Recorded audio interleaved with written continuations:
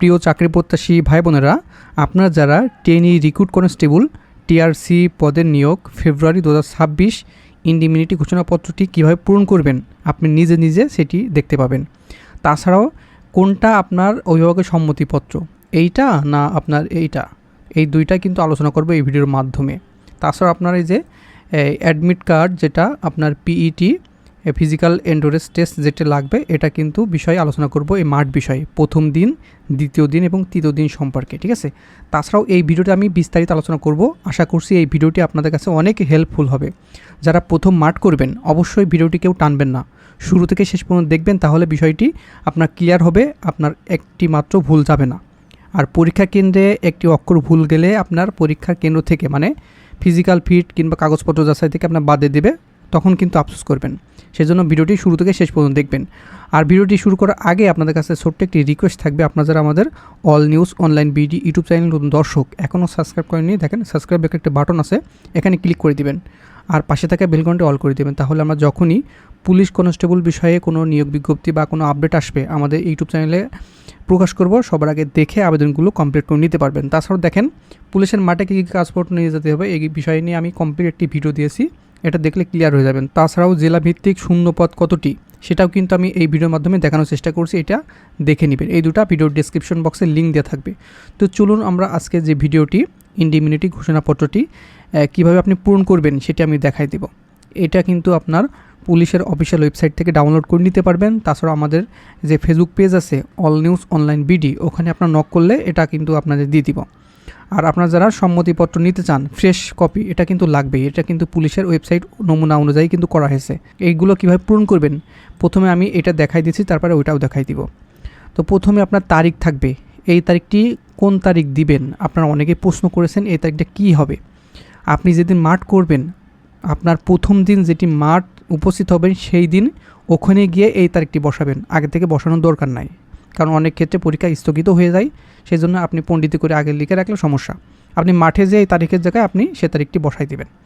তারপরে পিটি সভাপতি, এখানে কিন্তু ফাঁকা জায়গা আছে, ড্যাশ জেলা, আপনি কোন জেলার থেকে আপনি মাঠ করছেন, আপনার নিজ জেলা, সেই জেলাটি এখানে লিখে দিবেন।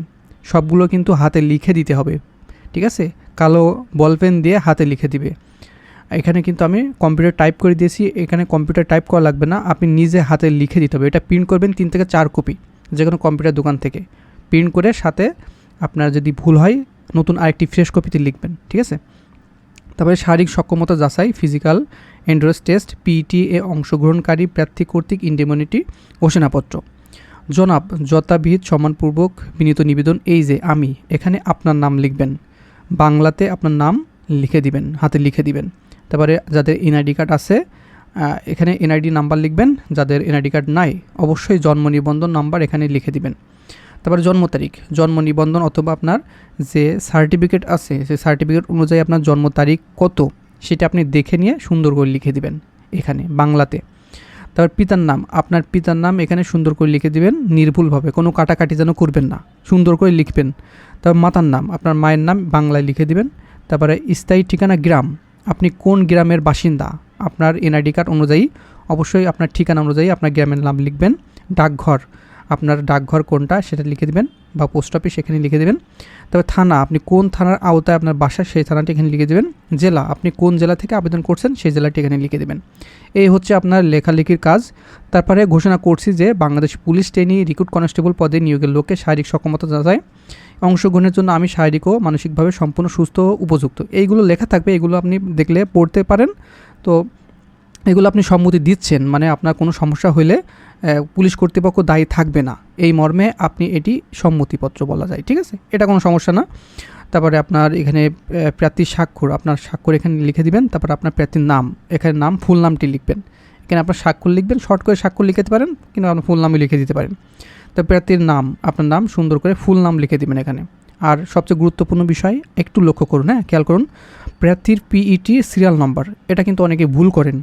এই পিইটি সিরিয়াল নাম্বার কোথায় পাবেন আমি দেখাই দিচ্ছি, একটু লক্ষ্য করুন। এই যে আপনার যে অ্যাডমিট কার্ড যেটা তুলেছেন এখন সেটা দেখবেন, এই যে পিইটি আইডি উপরে যেটা আছে এটাই কিন্তু ওখানে বসাই দিবেন সুন্দর করে। এটি যে পিইটি সিরিয়াল নাম্বার, এই যে পিইটি আইডি, এটি হচ্ছে পিইটি সিরিয়াল নাম্বার, এখানে সুন্দর করে এখানে বসাই দিবেন। এখানে বাংলাতেও লিখতে পারেন অথবা আপনি ইংরেজিতেও লিখতে পারেন, সেটা আপনার ইচ্ছা। তো বাংলাতে লেখাই ভালো, সব কিছু বাংলাতে লিখছেন, সমস্যা নেই। তারপরে আমার সন্তান, মানে আপনার নাম এখানে লিখে দেবেন, কারণ এইটুকু আপনার অভিভাবকের জন্য, ঠিক আছে। আমার সন্তান বা আপনার পিতা অথবা মাতা যদি বেঁচে থাকে অবশ্যই এখানে সেই তথ্য দিতে হবে। আপনার নাম এখানে লিখে দিবেন। এর দাখিলকৃত উপযুক্ত ঘোষণাপত্র আমার সম্মতি রয়েছে, মানে এটি আপনার পিতার বা অভিভাবকের সম্মতি, ঠিক আছে। এইগুলো এখানেও কিন্তু ছোট করে দেওয়া আছে।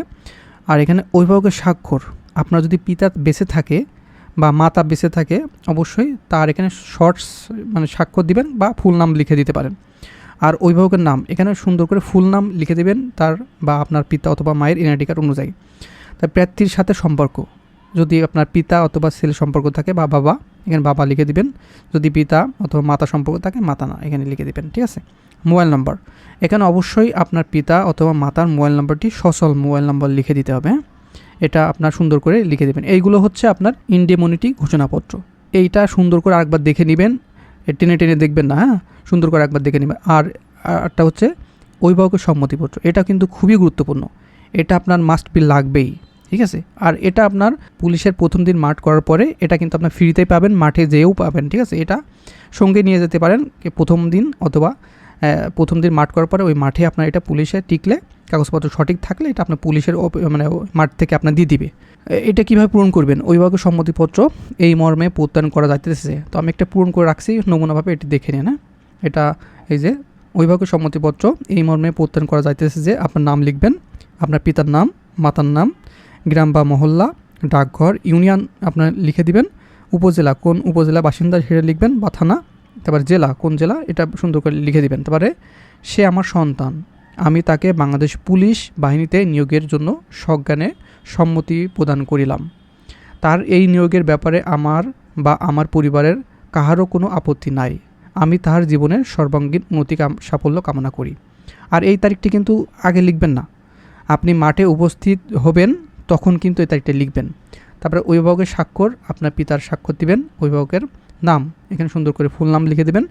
আবার সে সম্পর্ক বাবা অথবা মা, এখানে mobile number, same mobile number এখানে দেবেন। আর এই তারিখটা, এই দুইটা তারিখ কিন্তু খুবই গুরুত্বপূর্ণ, এই দুইটা তারিখ একই তারিখ আপনি মাঠ যেদিন করবেন সেইখানে কিন্তু ওখানে উপস্থিত হয়ে তারপরে এই তারিখটা বসাবেন, আগের থেকে পণ্ডিতি করে বসাবেন না। হ্যাঁ, আর এখানে মাঠ করলে আপনি মনে করতেছেন যে আপনার চাকরি হিসাবে, এমন না। মাঠ করার পরে 3 দিন কিন্তু হয়। হ্যাঁ, মাঠ প্রথম দিন আপনার কাগজপত্র যাচাই আমি দেখাচ্ছি, তবে আমরা একটি সাজেশন তৈরি করছি, পুলিশ কনস্টেবলের চূড়ান্ত সাজেশন, পিডিএফ মূল্য 100 টাকা। এখানে লিখিত ভাইবা, এখানে কী কী পাবেন? বাংলা, ইংরেজি, গণিত এবং বিজ্ঞান। বিজ্ঞান থেকে কিন্তু 5 মার্ক পড়ে, আমরা যে বিজ্ঞান শিটটি দিয়ে দেবো ওখান থেকে ইনশাল্লাহ 5 মার্কের ভিতরে 5 মার্কে কমন পাবেন। আর বাংলা, এখানে রচনা থেকে শুরু করে বাংলা বিষয়ে যত প্রকার প্রশ্ন হয় সকল সুন্দর করে আমাদের শিটের ভিতর দেওয়া আছে। ইংরেজি থেকে প্যারাগ্রাফ থেকে, এবং ইংরেজি সবচেয়ে স্পেশালিস্ট হচ্ছে আমরা প্যারাগ্রাফের জন্য শর্টকাট একটা শিট দিয়ে দেবো। ওই শিটটি পড়লে আনকমন কোনো প্যারাগ্রাফ আসলে লিখলে যাতে আপনার 4 থেকে 5 মার্ক ইজিলিভাবে পান। তারপরে গণিতে আপনার গুরুত্বপূর্ণ গণিতগুলো দেওয়া আছে, যেটা এখানে সরাসরি এখান থেকে হুবহু কমন পাবেন আশা করা যায়।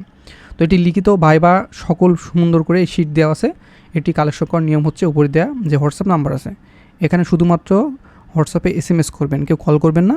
SMS করে বলবেন বাংলাদেশ পুলিশের কনস্টেবলের যে চূড়ান্ত সাজেশন PDF আছে ওইটা আমি নিতে চাই, আমি সঙ্গে সঙ্গে আপনাদের হোয়াটসঅ্যাপে পাঠিয়ে দেবো।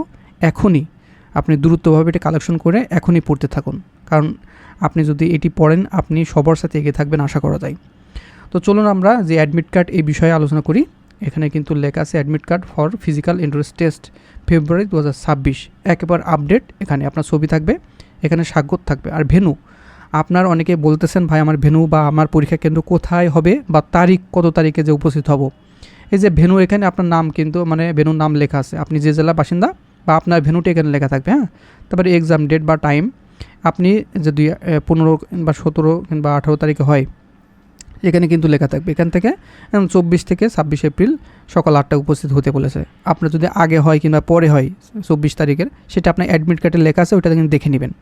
আর সবচেয়ে গুরুত্বপূর্ণ এই যে স্ক্যান করা কিন্তু একটা কোড আছে, ওখানে কিন্তু কাটাকাটি বা কোনো ছেঁড়াছিড়ি বা কোনো দাগ যেন না পড়ে। হ্যাঁ, এখানে কিন্তু লক্ষ্য রাখবেন।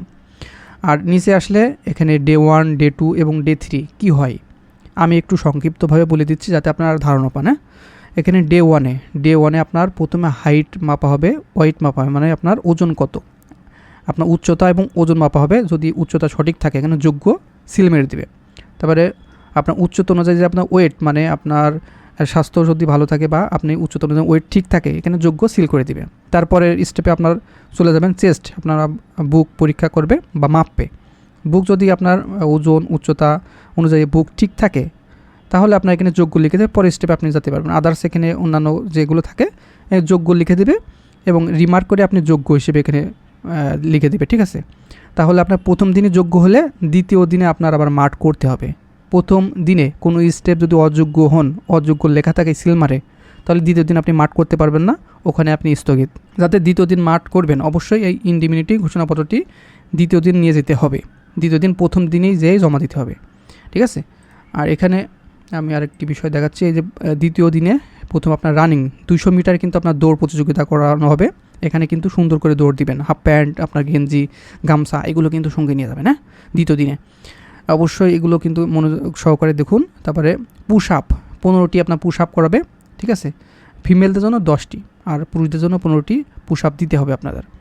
রানিংয়ে যদি আপনি পাস করেন এখানে যোগ্য লিখে দিবে, পরের স্টেপে আপনার নিয়ে যাবে। এগুলো পুশ আপে যদি আপনি পাস করেন এখানে যোগ্য সিল দিয়ে দেবে এই ঘরে। তারপরে লং জাম্পে নিয়ে যাবে, পুরুষদের জন্য 10 ফুট, মহিলাদের জন্য 6 ফুট লং জাম্প, মানে ঝাঁপ দিতে হবে সোজা কথা।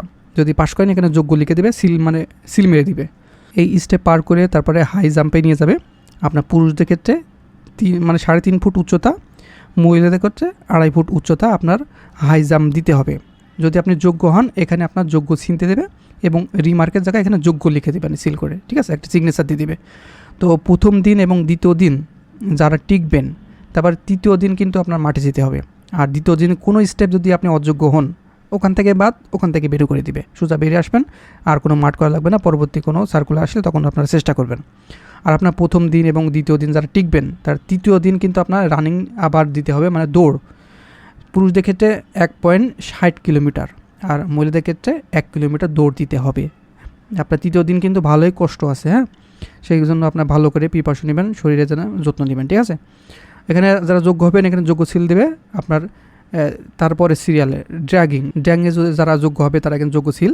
তারপরে রোপ ক্লাম্বিং, এখানে আপনার অবশ্যই যে রোপ ক্লাম্বিং কী এটা আপনার অনেকে জানতে চান, সেটা হচ্ছে আপনার যে দড়ি বেয়ে উঠতে হবে, ঠিক আছে। আপনার অনেক সারি দড়ি থাকবে, ওই দড়ি বেয়ে উপরে উঠাই হচ্ছে রোপ ক্লাম্বিং। এটা পুরুষদের ক্ষেত্রে 12 ফুট এবং মহিলাদের ক্ষেত্রে 8 ফুট। আর ড্র্যাগিং হচ্ছে জানতে চাইছিলেন, সেটা হচ্ছে যে চাকা নিয়ে আপনার মাজায় দড়ি দিয়ে এটা টেনে নিয়ে যেতে হবে, ঠিক আছে। তো এইগুলো কিন্তু সুন্দর করে দিবেন, মানে মনোবল হারাবেন না, ঠিক আছে। মনে করেন যে আপনি পারলেই চাকরি হবে, এইভাবে মনোবল নিয়ে আপনি এগুলো করবেন।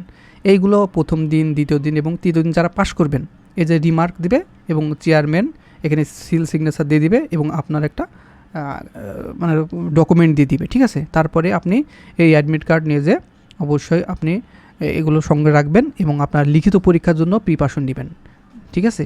লিখিত পরীক্ষায় যারা পাস করবেন তারা কিন্তু আপনারা সরাসরি ভাইবা হয়ে যাবে, ভাইবাই যে আপনার চূড়ান্ত নির্বাচন হবেন। তো লিখিত পরীক্ষার জন্য আমাদের এই যে পুলিশ কনস্টেবলের জন্য চূড়ান্ত সাজেশন পিডিএফ মূল্য 100 টাকা, বাংলা ইংরেজি গণিত এবং বিজ্ঞান লিখিত পরীক্ষার জন্য এবং ভাইবার সাথে দেওয়া আছে।